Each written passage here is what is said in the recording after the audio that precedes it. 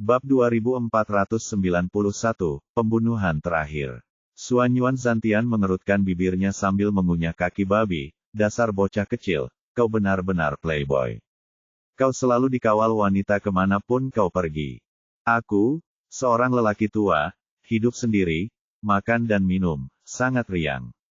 Kenapa kau repot-repot sendiri? Ye Bufan melotot tajam kepadanya, Pak Tua. Jika kau tidak membantuku mencari solusi hari ini, kau tidak akan bisa mendapatkan kaki babi di masa depan. Wah, dasar bocah kecil yang kejam sekali. Suanyuan Zantian masih kesal, dan buru-buru berkata, jangan khawatir, masalah ini masih bisa diselesaikan. Ye Bufan senang, cepat katakan padaku, solusi bagus apa yang kau punya. Suanyuan Zantian berkata, sangat mudah, cukup rebut kembali orang itu. Jika aku bisa merebutnya kembali, kau tidak perlu memberitahuku. Ye Bufan berpikir dalam hati, tidak bisakah aku mengalahkan wanita tua Jueran itu? Tiba-tiba matanya berbinar, orang tua, bisakah kau mengalahkan wanita tua di lembah Jueqing? Orang tua di depannya itu tidak terduga, dan dia mungkin bisa mengalahkan seorang Master Mahayana Puncak. Apa maksudmu? Kau masih berharap aku membantumu merebut seorang wanita? Suanyuan Zantian melambaikan tangannya. Aku tidak pernah menindas orang lain dalam hidupku. Bahkan jika aku bisa mengalahkan mereka, aku tidak akan pernah merampok mereka. Aku selalu mencuri. Ye Bufan berkata cepat, jika kau bisa membantuku merebut kembali orang itu dengan diam-diam, itu akan lebih baik. Aku berjanji kau akan makan kaki babi setiap hari di masa depan. Tidak sulit bagiku untuk merebut seseorang, tetapi sebaiknya kau pikirkan baik-baik. Kau bisa mendapatkan orangnya tetapi tidak hatinya. Bahkan jika kau merebut kembali orangnya, mereka tidak akan mengenalimu. Selain itu, para wanita tua di lembah Jueqing itu pasti akan datang untuk menyelesaikan masalah denganmu. Apakah kau pikir kau bisa menolaknya? Ini, Ye Bufan tiba-tiba sakit kepala. Masalah terpenting saat ini adalah Yi Luoxiang sama sekali tidak mengenalinya, dan dia mendapat dukungan dari lembah Jueqing di belakangnya. Dia pasti tidak mampu memprovokasi dia. Kemudian dia bereaksi, orang tua, itu sama saja dengan tidak mengatakan apa-apa. Apakah kamu bercanda? Suanyuan Zantian mengerutkan bibirnya, itu adalah ketidakmampuanmu sendiri, dan kamu menyalahkannya padaku. Ye Bufan berkata, kalau begitu pikirkan lagi, apakah ada cara lain? Tentu saja ada, cara terbaik adalah membantunya melepaskan segel dan mengembalikan ingatannya, dan masalahnya akan terpecahkan. Bahkan jika dia tidak bisa mengalahkannya, dia bisa melarikan diri dan kawin lari denganmu secara langsung. Ye Bufan bertanya dengan cemas, bisakah kamu membantunya melepaskan segel? Aku bukan dokter, bagaimana aku bisa melepaskannya? Ini, siapa yang memberitahumu bahwa dokter dapat melepaskan segel? Ye Bufan terdiam lagi. Dia adalah seorang dokter, tetapi bisakah masalah saat ini diselesaikan dengan keterampilan medis saja? Terakhir kali saya membantu Suanyuan Zantian memecahkan segel, saya mengandalkan sifat khusus dari Keoski. Namun, segel memiliki berbagai bentuk dan ukuran, dan tidak semuanya dapat dimurnikan dan diserap menggunakan metode ini.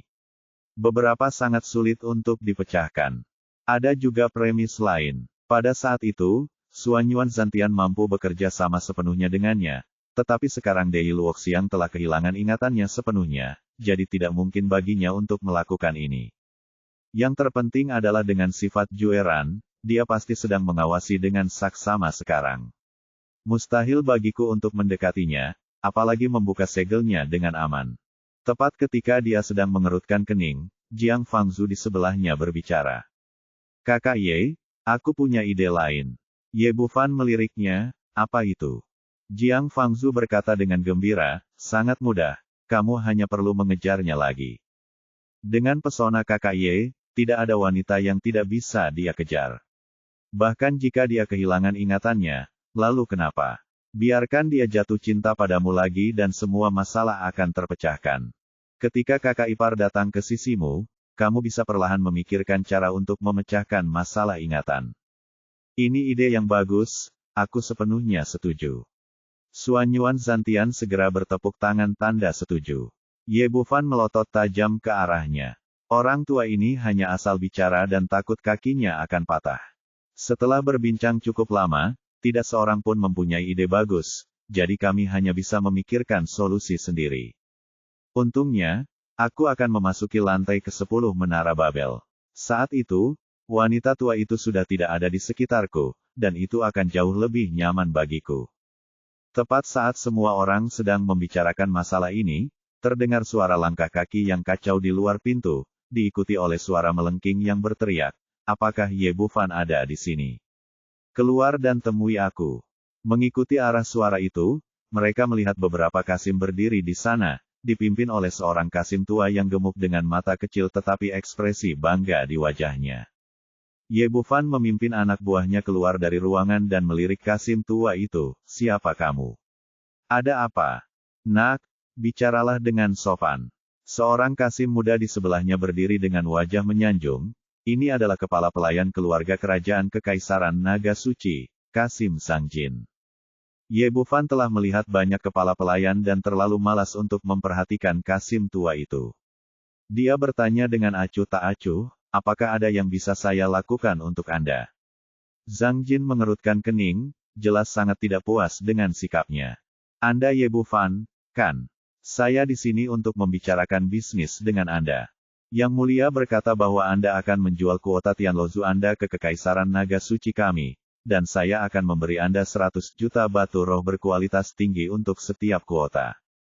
Kami tidak menginginkan banyak, kami akan mendapatkan 35 dari 40 kuota, dan Anda dapat menyimpan 5 untuk diri Anda sendiri." Ingin membeli kuota, Ye Bufan melengkungkan bibirnya menjadi seringai. Kekaisaran Naga Suci benar-benar punya rencana yang bagus. Harga ini kedengarannya tidak murah. Faktanya, selama saya bersedia menjualnya, tidak peduli apakah itu prefektur Tianwu atau prefektur Tianmang, akan ada banyak orang yang datang kepada saya dengan sejumlah besar batu roh untuk membelinya. Yang paling menarik adalah pihak lain benar-benar menempatkan sikapnya pada posisi yang lebih unggul, tidak hanya menentukan harga tetapi juga kuota. Konyol sekali kalau mengurangi 35 tempat dan hanya menyisakan 5 tempat untuk diri sendiri. "Maaf, saya tidak berencana untuk menjualnya. Jika Anda tidak ada urusan, silakan kembali." Wajah Zangjin menjadi gelap. "Nak, pikirkan baik-baik. Jangan menolak bersulang dan kemudian minum anggur yang tidak layak. Anda tidak mampu menanggung konsekuensinya." Menghadapi ancaman kasim tua itu, Ye Bufan hanya tersenyum tipis. "Maaf, saya selalu menjadi tipe orang yang hanya minum anggur yang tidak layak dan tidak bersulang. Mengenai konsekuensinya, saya masih berdiri di sini." Kasim tua itu tersenyum dingin. "Nak, Anda akan menyesalinya." Setelah itu, dia berhenti berbicara omong kosong, berbalik dan pergi dengan para kasim di belakangnya, dan segera menghilang dari pandangan semua orang. Jiang Fangzu menatap ke arah yang ditinggalkannya dan melengkungkan bibirnya. Apa-apaan, dia benar-benar mengira dirinya adalah hidangan. Sebelum dia bisa menyelesaikan kata-katanya, 4 sosok tiba-tiba muncul di sekitar halaman. Masing-masing dari mereka mengenakan pakaian hitam, tertutup rapat dari kepala hingga kaki. Seorang pria memegang pedang panjang di tangannya, memancarkan cahaya dingin dan memancarkan niat membunuh yang kuat. Setelah keempat orang itu muncul, tekanan dahsyat langsung meletus, menghancurkan semua orang di halaman, dan Jiang Fangzu serta yang lainnya langsung terhempas.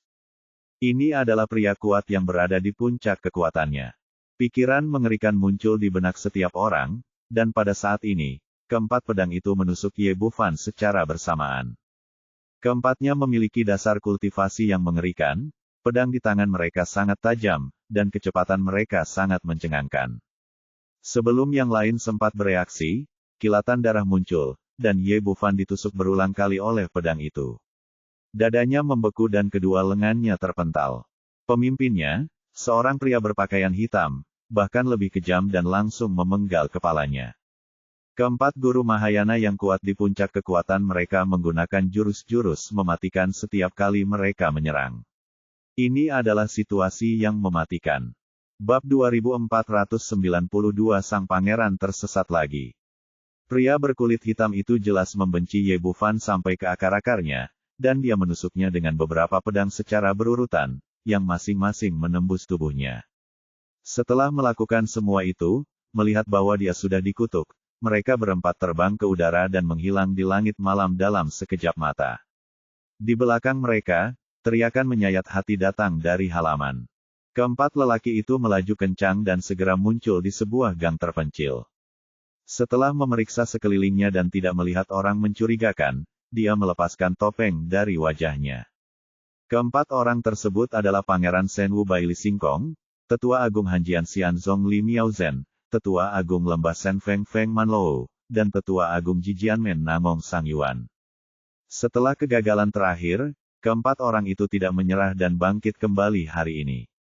Yang mulia, kali ini kami telah menemukan rencana yang brilian. Pertama, kami menggunakan Kasim Zhang untuk memancing anak itu keluar, lalu kami bertindak dan membuatnya tidak punya tempat untuk bersembunyi. Ternyata kedatangan Zhang Jin direncanakan oleh Baili Singkong. Tujuannya bukanlah untuk membeli jatah dari Ye Bufan, tetapi untuk memancingnya keluar. Untuk menghindari kejadian terakhir kali, di mana 4 orang menyerbu masuk dengan kekuatan besar dan akhirnya tidak melihat seorang pun. Kau benar, sungguh konyol anak bernama Ye itu benar-benar berpikir bahwa keluarga kerajaan Kekaisaran Naga Suci ingin membeli kuota darinya. Baili Singkong tampak bangga di wajahnya. Membunuh Ye Bufan membuatnya merasa sangat bahagia. Dia tidak bisa menahan tawa. Kita harus memesan jatah untuk negara bagian Tianluo, tetapi kita tidak akan memberinya sepeser pun. Li Miaozhen berkata, ide ini sangat bagus. Sekarang anak laki-laki bernama Ye itu sudah mati, poinnya tentu saja tidak akan berlaku lagi. Saat itu, negara bagian Tianluo tidak akan lagi menjadi nomor 1, dan jatah 40-nya akan dibagi rata di antara kita. Ternyata keempat orang ini berkumpul bukan hanya karena kebencian, tetapi juga ingin merebut jatah 40 untuk negara bagian Tianluo. Baili Singkong berkata dengan bangga, baiklah, sekarang kita bisa kembali dan tidur nyenyak. Jika orang bernama Ye itu tidak muncul besok, kita bisa membagi tempat mereka. Setelah mengatakan itu, mereka tidak tinggal lebih lama lagi, dan mereka berempat menghilang dalam sekejap. Di stasiun pos, Jiang Fangzhu, Lu Sueman dan yang lainnya menangis terseduh-seduh. Suanyuan Zantian mengulurkan tangan dan mengambil kaki babi lainnya dan mulai mengunyahnya. Sudah cukup, semua orang sudah pergi jauh. Tidak ada yang bisa mendengar tangisanmu. Apa kau baik-baik saja? Tangisan beberapa orang langsung berhenti, bahkan tidak ada air mata di wajah mereka.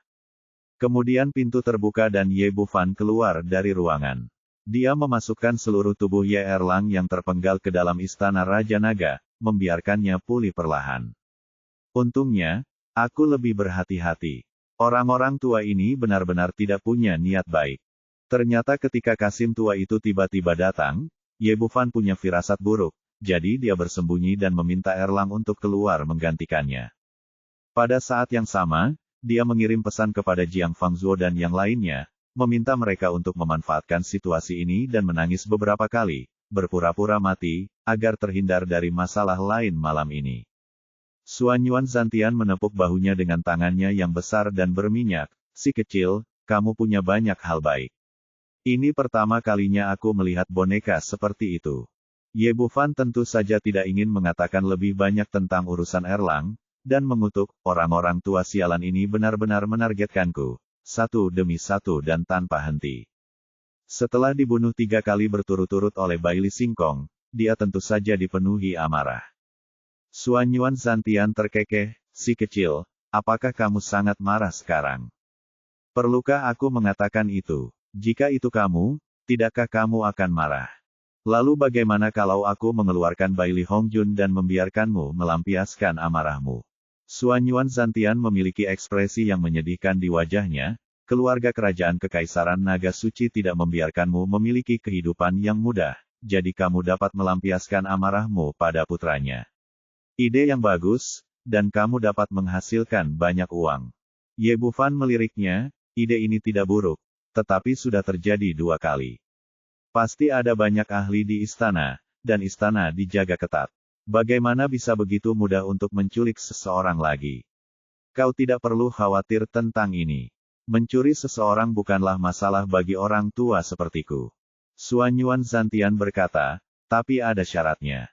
Jika aku mengeluarkan Bailey Hongjun untukmu, maka kebaikan yang kuberikan padamu akan dianggap sebagai balasan, dan kita akan imbang. Ini, tidak apa-apa. Ye Bufan ragu-ragu, tetapi tetap setuju. Dia sudah lama melihat bahwa lelaki tua ini agak tidak bisa diandalkan. Jika dia mengandalkannya, dia tidak yakin kapan dia bisa mendapatkan separuh dari 3 dewa murni. Akan lebih baik untuk menerima kondisi saat ini. Kalau begitu, tunggu saja. Setelah Xuanyuan Zantian mengatakan ini, dia melangkah maju, lalu sosoknya menghilang di kegelapan malam. Kecepatannya sungguh mencengangkan. Melihat punggungnya, Ye Bufan diam-diam mendecak lidahnya. Dia benar-benar tidak tahu dari mana lelaki tua ini berasal. Jika kau bilang dia orang biasa, aku tidak akan pernah percaya. Bagaimana mungkin seseorang yang bisa mencuri pangeran dari istana kekaisaran adalah orang biasa? Tetapi jika dia orang besar tetapi tidak dikenal dan bahkan si Men Feng tidak mengenalnya, ini agak bertentangan dengan akal sehat. Tak usah peduli, siapapun dia, yang penting dia tidak mempunyai niat jahat padamu. Dia memimpin semua orang kembali ke kamar dan mulai merencanakan cara membangunkan Yi Luoxiang. Namun tidak lama kemudian, pintu terbuka dan Xuanyuan Zantian masuk dari luar sambil membawa karung besar di tangannya. Anak kecil, sekarang kita impas. Setelah berkata demikian, dia menjabat tangannya dan melempar karung itu ke tanah. Orang tua, kau bekerja terlalu cepat, iya. Kau yakin orang di sini adalah Bailey Hongjun? Ye Bufan diam-diam mendecak lidahnya. Bahkan saat mengambil paket, dia tidak bisa melakukannya secepat ini. Kau terkejut dengan sesuatu yang tidak biasa. Apakah ini masalah besar bagi orang tua sepertiku? Xuanyuan Zantian mengerutkan bibirnya, jelas tidak puas dengan pertanyaannya. Dia duduk di kursi berlengan di sebelahnya, mengeluarkan kaki babi dan mulai mengunyahnya. Dengan perasaan bingung, Ye Bufan memotong tali pada karung itu, menampakkan putra mahkota Bailey Hongjun.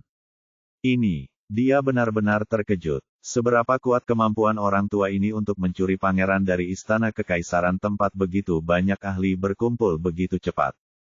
Dia berbalik dan menatap Xuanyuan Zantian, orang tua, katakan padaku, seberapa tinggi tingkat kultivasimu?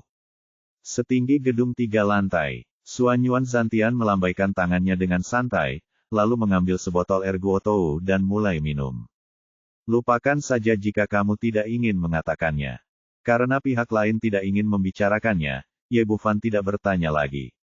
Dia menggendong Bailey Hongjun dan berjalan keluar pintu. Dia menemukan sudut kosong di luar dan kembali membangkitkan tubuh Tao. Sama seperti sebelumnya, dia membawa Bailey Hongjun ke gerbang utara kota Kekaisaran Naga Suci. Bailey singkong kembali ke istana dan langsung menuju kamar tidur untuk mencari Bailey Xingyun. Bagaimanapun, begitu banyak hal telah terjadi dan dia harus menjelaskan semuanya kepada Kaisar. Dia datang ke harem dan menceritakan keseluruhan kisah dari awal hingga akhir. Bailey Xingyun sudah lama mendengar tentang hasil kompetisi itu. Setelah mendengarkannya, dia bertanya, apakah pembuat onar itu sudah kau bunuh? Benar sekali. Aku baru saja memenggal kepalanya dengan tanganku sendiri. Bailey Singkong mengatakannya dengan penuh percaya diri. Benar sekali. Kami, keluarga kerajaan Kekaisaran Naga Suci, ingin agar semua orang di dunia melihat bahwa siapapun yang menentang kami tidak akan mendapatkan akhir yang baik. Karena anak itu sudah mati, jatah untuk Tianlozu besok akan menjadi milik kami. Setelah mendengar berita kematian Ye Bufan, Bailey Xingyun menghela napas lega, tetapi pada saat ini, kepala pelayan Zhang Jin tersandung masuk dari luar. Oh tidak, Yang Mulia, putra mahkota tersesat lagi. Bab 2493, seekor domba-domba. Apa katamu? Mendengar putra kesayangannya hilang lagi, Bailey Xingyun langsung murka. Kami telah mengirim 10 guru Mahayana untuk menjaganya, bagaimana mungkin itu bisa hilang? Sejak Bailey Hongjun diculik 2 kali berturut-turut, perlindungan keluarga kerajaan terhadapnya sangat ketat. Biasanya, ada 10 guru Mahayana yang bergiliran menjaga di dekat kediaman. Belum lagi manusia, bahkan seekor lalat pun tidak bisa mendekatinya. Aku tidak pernah menyangka akan kehilangan seseorang lagi dalam keadaan seperti ini. Yah, Aku tidak tahu detailnya. Zhang Jin tergagap. Menurut instruksimu, para penjaga harus masuk untuk memeriksa situasi setiap setengah jam. Tetapi kali ini ketika mereka masuk, mereka menemukan bahwa orang itu hilang. Sialan, sampaikan perintahku, tutup seluruh istana segera, dan temukan dia untukku dengan cepat, kau harus menemukannya. Baili Xingyun sangat marah. Dia tidak menyangka bahwa putra mahkota hilang lagi di bawah hidungnya. Baik, Tuan. Zhang Jin setuju, lalu terhuyung keluar. Baili Xingkong berkata, jika semuanya berjalan sesuai harapan, pasti penjahat-jahat itulah yang melakukannya kali ini. Dia menggertakkan giginya karena kebencian saat berbicara, yang sama sekali tidak menunjukkan rasa hormat kepada keluarga kerajaan. Ekspresi wajah Baili Xingyun muram. Sebelumnya, aku memintamu untuk memeriksa siapa tersangka terbesarnya. Apakah kau sudah menemukannya? Aku sudah memeriksanya. Baili Xingkong berkata, di seluruh kota Kekaisaran Naga Suci, aku telah melakukan penyelidikan terperinci terhadap semua orang dengan kultivasi di atas tahap Mahayana, tetapi aku tidak menemukan petunjuk apapun.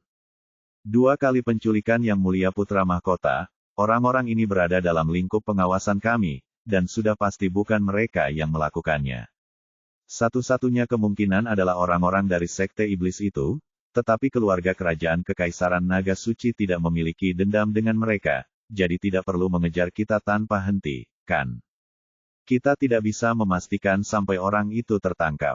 Kali ini kau harus benar-benar siap. Kau tidak boleh membiarkan orang itu lolos lagi. Ekspresi wajah Baili Xingyun sangat muram. Ini bukan sekadar penculikan. Jika terus seperti ini, wajah seluruh keluarga kerajaan akan benar-benar hilang. Di gerbang utara kota Kekaisaran Naga Suci, Baili Hongjun telah terperangkap di istana selama beberapa hari terakhir. Dia tidak diizinkan pergi kemanapun dan sangat tertekan. Aku tidak ada kegiatan apapun malam ini, jadi aku memanggil dayang istana untuk memanjakannya, tetapi dia pingsan sesaat setelah melepaskan pakaiannya, dan ketika dia terbangun lagi, dia sudah berada di atas tembok kota. Sambil melihat sekeliling, saya menyadari pemandangan ini sangat familiar, saya pernah mengalaminya 2 kali sebelumnya. Lelaki berpakaian hitam yang berdiri di sampingnya masih mengenakan jubah hitam, seluruh wajahnya tertutup, tetapi auranya tidak dapat dipungkiri. Pada saat itu juga terlintas sebuah ide dalam benaknya, yaitu dia diculik lagi. Sialan, ini tidak akan pernah berakhir, kan? Apakah aku melompat ke dalam sumur sambil menggendong anakmu atau aku berutang uang padamu? Baili Hongjun hampir gila karena marah. Ini terlalu menindas. Bahkan jika kau ingin menculik anggota keluarga kerajaan, bahkan jika kau ingin memeras uang, mengapa tidak mencari orang lain? Mengapa kau selalu mengincarku? Namun sebelum ia sempat menyelesaikan kata-katanya, lelaki berjubah hitam itu menamparkan wajahnya, diikuti dengan hujan pukulan dan tendangan. Wajahnya baru saja pulih sedikit, tetapi kembali dipukuli hingga menjadi kepala babi. Pemukulan itu berlangsung selama 4 atau 5 menit, dan dia menamparkan pria itu lebih dari 100 kali sebelum pria berpakaian hitam itu bertepuk tangan dan berhenti. Ya, rasanya jauh lebih baik setelah pertarungan. Serangan tubuh Tao itu tidak berbeda dengan Ye Bufan sendiri. Setelah pemukulan, kemarahan yang terpendam di hati Baili Hongjun akhirnya terlampiaskan. Kau, Baili Hongjun begitu marah hingga matanya menyemburkan api dan paru-parunya hampir meledak. Dia, sang pangeran suatu negara, telah menjadi sasaran tinju orang lain. Namun, ia tetap memahami prinsip bahwa orang baik tidak akan menderita kerugian di hadapannya. Sekalipun ia sangat marah, ia harus menahannya saat ini. Kalau tidak, ia hanya akan dipukuli lagi. Setelah hampir melampiaskan amarahnya, lelaki berjubah hitam itu berteriak lagi ke arah kota kekaisaran, dan isinya persis sama seperti sebelumnya. Dengarlah, orang-orang Kekaisaran Naga Suci. Aku telah memegang putra mahkota kalian di tanganku. Jika kalian menginginkannya, bawalah 200 batu roh kelas atas ke sini segera. Setelah teriakan ini, kota Kekaisaran Naga Suci, yang awalnya diselimuti malam, langsung mendidih lagi. Ya ampun, kenapa orang ini mengubah waktu? Bukankah dia selalu merampok di pagi hari sebelumnya? Sekarang dia mengubahnya menjadi malam hari. Seketika, Sosok-sosok berkumpul, dan banyak sekali biksu terbang ke udara dan terbang menuju kota utara. Hanya dalam sekejap mata, puluhan ribu orang mengelilingi pria berjubah hitam itu. Orang-orang ini tahu aturannya dan berhenti ribuan mil jauhnya. Mereka melihat ke arah dua orang di depan mereka dan mulai berbisik-bisik dan berbicara. Orang ini lagi, dan dia menculik Yang Mulia Putra Mahkota. Bagaimana dia melakukannya? Apakah semua orang di Kekaisaran Naga Suci bodoh? Putra Mahkota terlalu mudah diculik. Bukankah agak tidak baik bagi orang ini untuk menarik bulu domba? Tidak apa-apa jika dia berubah menjadi orang lain. Petik 2. Haruskah saya katakan bahwa orang ini terlalu kuat atau bahwa orang-orang di Kekaisaran Naga Suci terlalu bodoh? Dia diculik 3 kali. Orang-orang ini terus mengungkapkan keterkejutan batin mereka. Harus dikatakan bahwa penculikan ini terlalu berdarah. Di tengah-tengah diskusi, puluhan bayangan hitam bergegas keluar dari istana. Mereka adalah Baili Singkong yang bergegas datang setelah mendengar berita itu. Tuan, apakah Anda bertindak terlalu jauh? Apakah Anda bertekad untuk membuat musuh dengan keluarga kerajaan Kekaisaran Naga Suci? Mata Baili Sing memerah, dan dia berharap bisa segera memotong orang di depannya menjadi beberapa bagian. Pria berjubah hitam itu terkekeh, aku hanya tidak menyukai keluarga kerajaanmu dari Kekaisaran Naga Suci. Apa masalahnya? Apakah kamu keberatan? Aku, Baili Singkong langsung membalas, tetapi sang pangeran ada di tangan mereka, jadi dia harus menanggungnya meskipun dia sangat marah. Kali ini dia telah membuat pengaturan terlebih dahulu. Begitu pangeran dikirim keluar, Tetua Agung akan segera pergi menyelamatkannya, dan dia akan bertanggung jawab langsung untuk membunuhnya dan tidak akan pernah memberi pihak lain kesempatan untuk melarikan diri. Katakan padaku, berapa yang kau inginkan kali ini? Apa kau tuli? Bukankah sudah kukatakan padamu, 200 batu roh kelas atas, tidak kurang satu pun. 200 tidak cukup, kita tidak punya sebanyak itu lagi. 150 paling banyak. Baili Singkong tidak lagi berminat untuk menawar. Dia mengatakan yang sebenarnya. Meskipun Kekaisaran Naga Suci merupakan kekaisaran terkaya di seluruh provinsi Tiansheng, namun kekaisaran itu tidak dapat menahan pemerasan berulang kali dari pihak lain. Terlebih lagi, batu roh bermutu tinggi selalu langka, dan jumlahnya terbatas. Pria berjubah hitam itu tidak membuang-buang kata dan berkata langsung, setuju. Baili Singkong menjentikkan jarinya dan sebuah cincin penyimpanan terbang, yang diambil oleh pihak lain. Lepaskan dia, jangan terburu-buru. Kali ini, pria berjubah hitam itu tidak langsung melepaskan pria itu setelah menerima uang. Sebaliknya, ia membawa Baili Hongjun dan terbang langsung ke sebuah bukit kecil di luar kota. Bukit itu tidak terlalu tinggi, hanya sekitar 2 atau 300 meter, dan berjarak sekitar 10 mil dari kota kekaisaran. Dengan kecepatan pria berjubah hitam itu, hanya butuh sekejap mata untuk sampai di sana. Semua orang sedikit terkejut dan tidak tahu apa yang akan dia lakukan. Baili Singkong bahkan membawa para penguasa kerajaan untuk mengejarnya dari dekat. Ketika lelaki berjubah hitam itu tiba di depan bukit, ia langsung terbang menuju sebuah gua tanpa henti. Keduanya pun menghilang di pintu masuk gua dalam sekejap. Bab 2494 Keberangkatan. Orang-orang yang tengah menonton keseruan itu pun berbondong-bondong datang, memandanginya dengan bingung. Apa yang orang ini coba lakukan? Masuk ke dalam gua, bukankah ini sama saja dengan mencari kematian? Benar, gua itu sudah mati, bagaimana mungkin dia bisa lolos? Dia hanya menangkap kura-kura dalam toples. Apakah orang ini sudah gila? Apa yang sebenarnya ingin dia lakukan? Baili Singkong memimpin anak buahnya ke pintu masuk gua. Begitu mereka tiba di sana, mereka melihat seorang pria telanjang terbang keluar.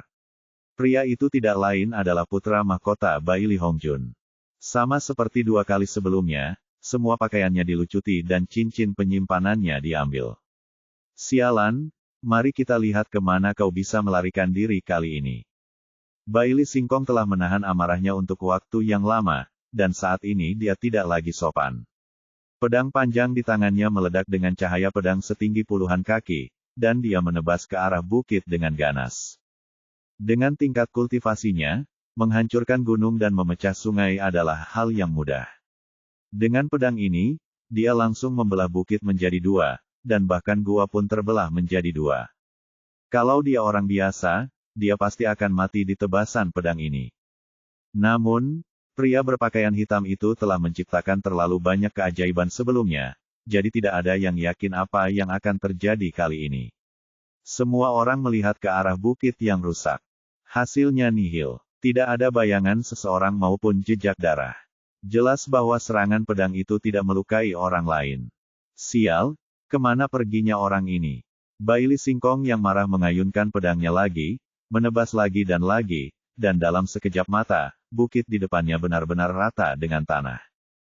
Tetapi tetap saja tidak ada hasil dan tidak terlihat jejak lelaki berpakaian hitam itu.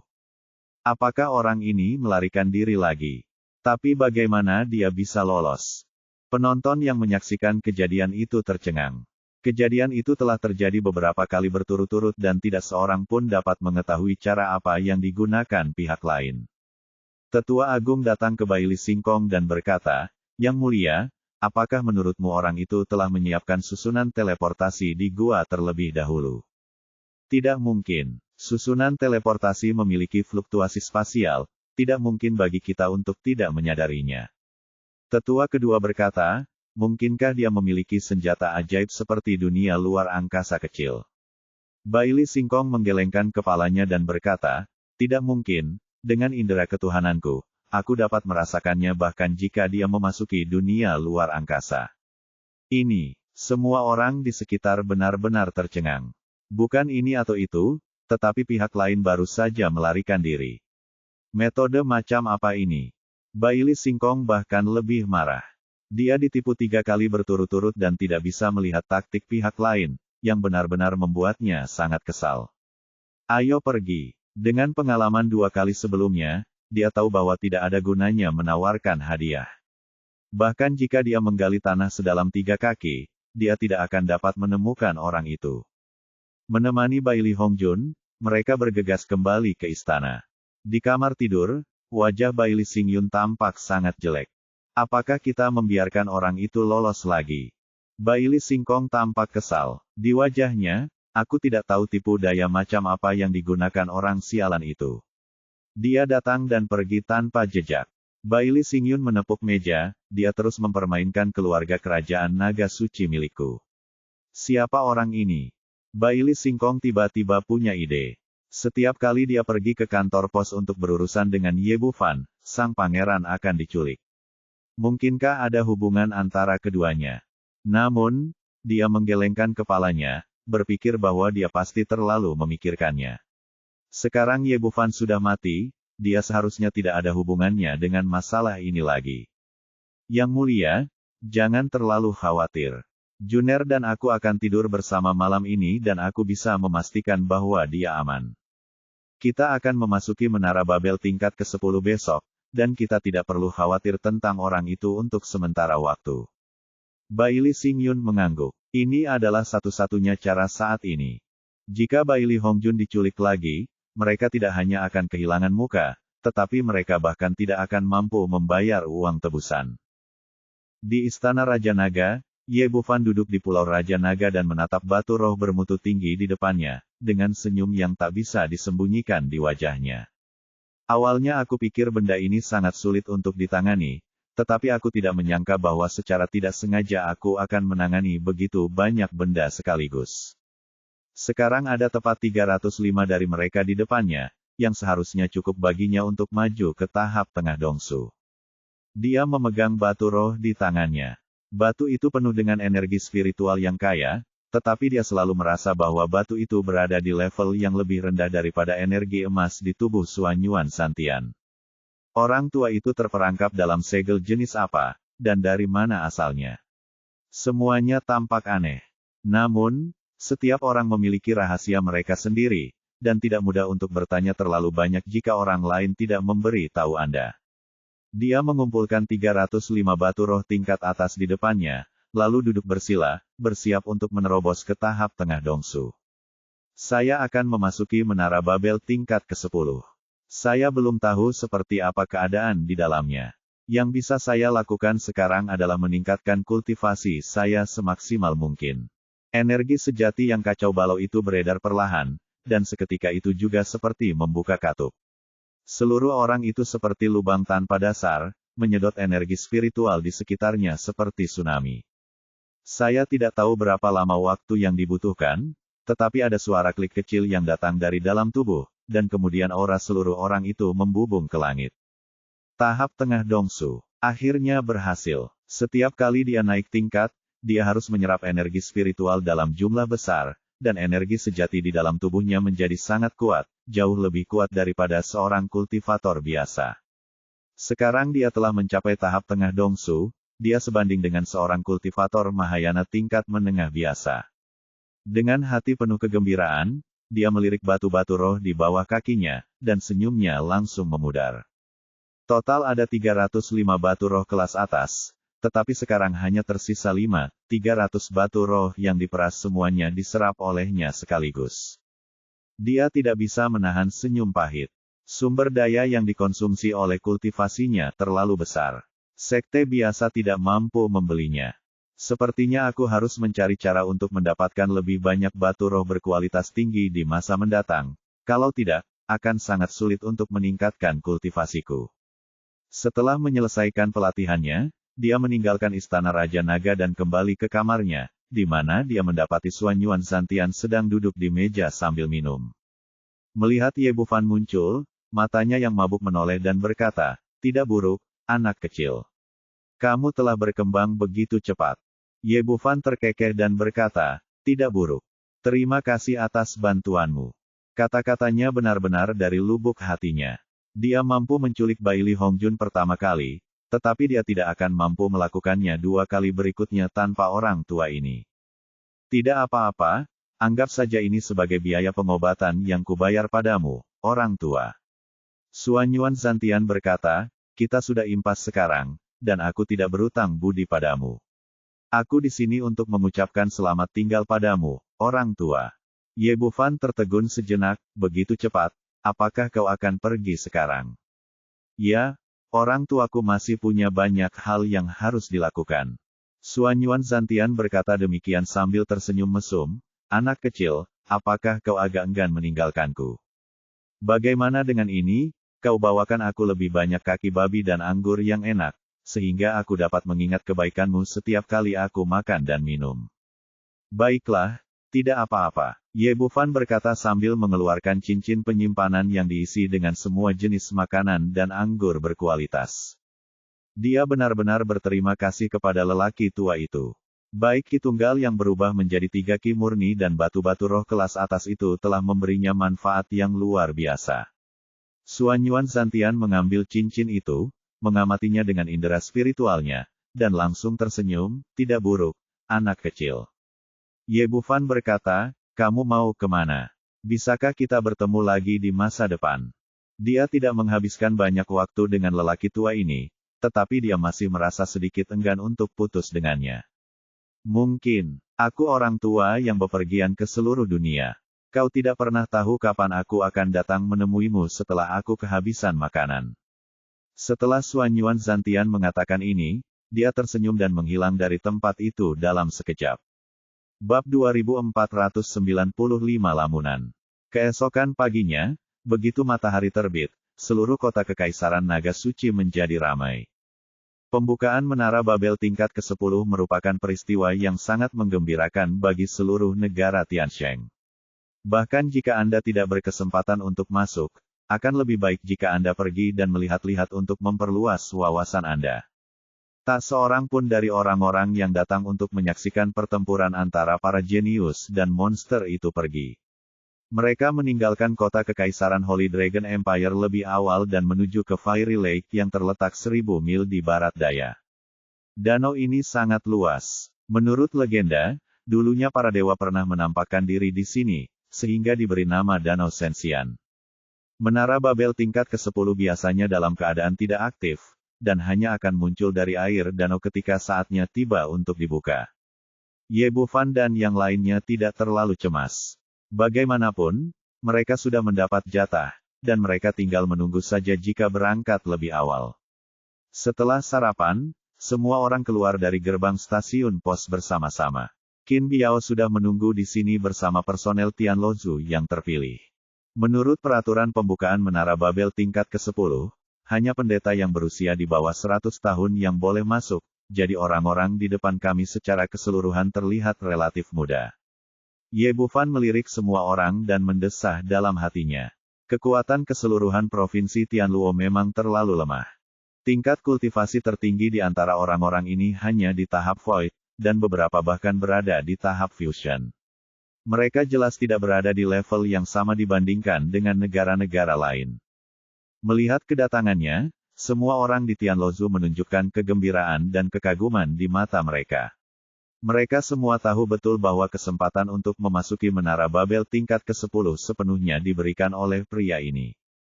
Terlebih lagi, benua Kunlun selalu menghormati yang kuat, dan semua orang tahu betul bahwa pemuda di hadapan mereka memiliki kekuatan yang sebanding dengan seorang Mahayana awal, dan pastinya yang terkuat di negara bagian Tianluo. Baiklah, ayo berangkat. Ye Bufan melambaikan tangannya dan memimpin semua orang keluar kota menuju Danau Sensian.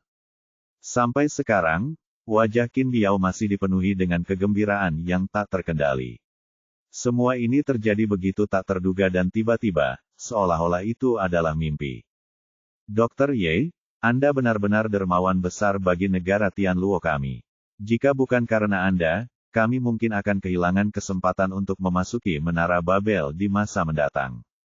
Ye Bufan melambaikan tangannya dengan santai, tidak apa-apa.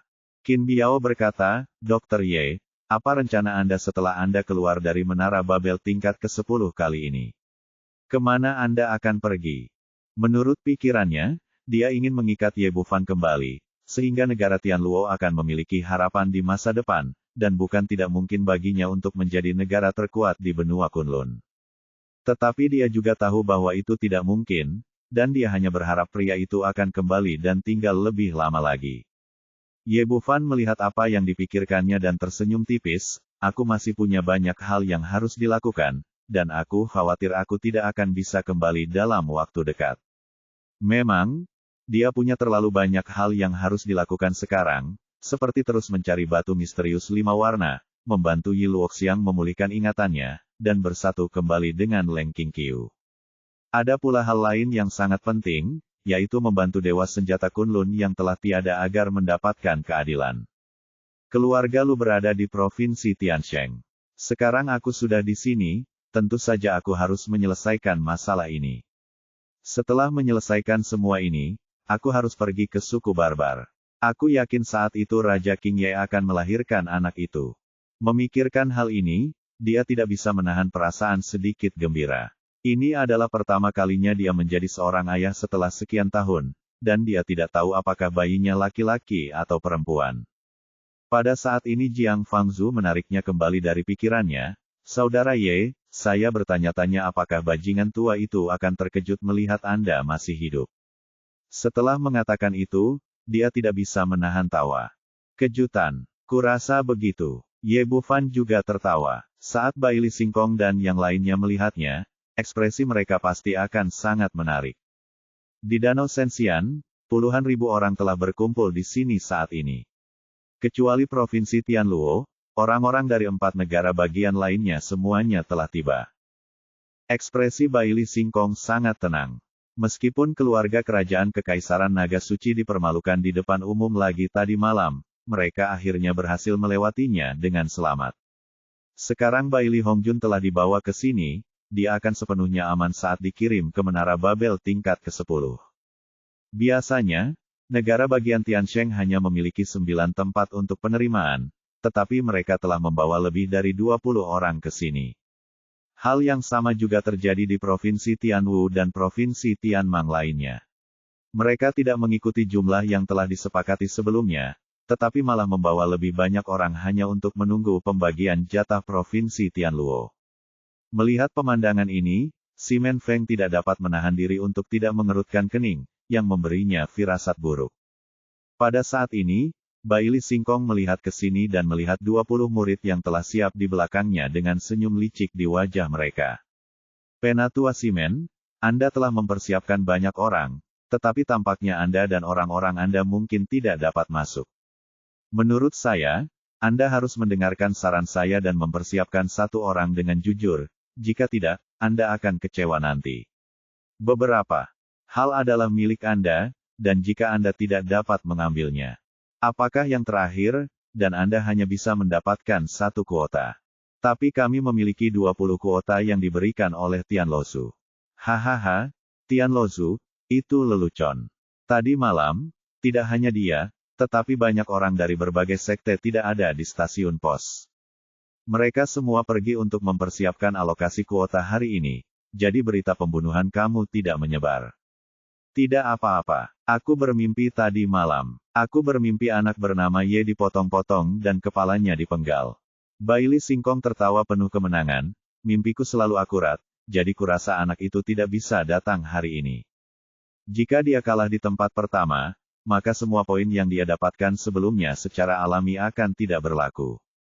40 tempat di Tianlosu seharusnya dibagi oleh 3 orang teratas dari kita. Itu tidak ada hubungannya denganmu. Benarkah?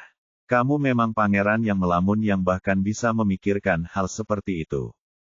Awalnya, semua orang di sekitar tertarik dengan kata-kata Bailey Singkong, tetapi pada saat ini, tepuk tangan tiba-tiba terdengar dari luar kerumunan. Semua orang menoleh dan melihat sekelompok orang berjalan masuk dari luar. Pemuda yang memimpin mereka tampan dan bersemangat. Itu adalah tempat pertama dalam pertempuran para jenius dan monster, Ye Bufan.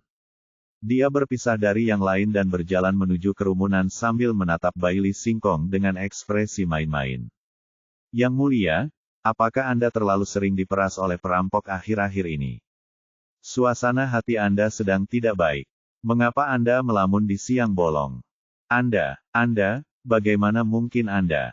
Pada saat ini, Bailey Singkong sama sekali tidak peduli dengan sarkasme dalam kata-kata pihak lain, wajahnya penuh dengan kengerian. Anda harus tahu bahwa dia secara pribadi memenggal kepala Ye Bufan tadi malam, dan kemudian menikamnya 7 atau 8 kali, yang masing-masing merupakan luka fatal. Kalau bicara secara logika, pihak yang lain itu sudah meninggal, jadi bagaimana mungkin dia muncul di hadapannya dalam keadaan hidup dan sehat? Bukan hanya dia, tetapi Li Miaozhen, Feng Manlou, Namong Sangyuan dan yang lainnya juga tampak seperti melihat hantu, dan bola mata mereka hampir keluar dari rongganya. Mereka adalah orang-orang yang membunuh orang tersebut dan melihat dengan mata kepala mereka sendiri bahwa dia telah meninggal. Setelah mereka kembali, mereka bahkan telah mendiskusikan tempat yang dialokasikan, tetapi ketika mereka berbalik, mereka menemukan mereka di sini hidup kembali. Bagaimana mungkin mereka tidak terkejut?